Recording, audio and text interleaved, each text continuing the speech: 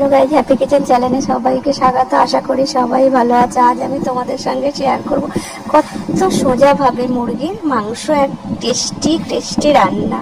প্রথমে আমি এখানে মুরগির মাংসকে ভালো করে ধুয়ে নিয়েছি। তারপর আমি একটা বাটা মশলা করে নেব। বাটা মশলায় আমি নিয়েছি গোটা জিরে, দুটো বড় এলাচ, দুটো ছোট এলাচ, দালচিনি ও জয়ত্রী দিয়ে এটাকে পেস্ট করে নিয়েছি। তারপর আমি বড় বড় দুটো পেঁয়াজ কুচি করে নিয়েছি, তেল দিয়েছি, তেল দিয়ে দুটো তেজপাতা দিয়েছি। তারপর যখন পেঁয়াজটা বাদামি হয়েছে, ধুয়ে রাখা মাংসগুলোকে দিয়ে কষিয়ে 2 চামচ নুন দিয়েছি। তারপর কেটে রাখা আলুগুলো এইভাবে দিয়ে দেবো।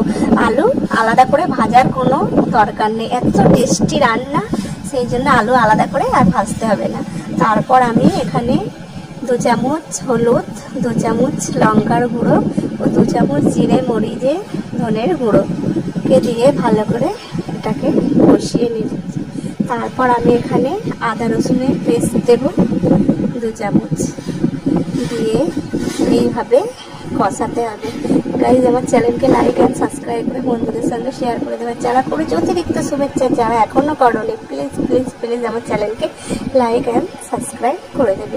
তারপর এইভাবে কষিয়ে নিলাম। তারপরে যে পেস্টটাকে আমি তৈরি করেছিলাম, এইভাবে পেস্টটাকে ঢেলে দিয়ে তারপর কষিয়ে নিয়ে জল দিয়ে ঢাকনা দিয়ে মাংসটাকে সিদ্ধ হতে দিয়েছি। লাস্টে আমি এখানে 2 চামচ বাটার দিয়েছি।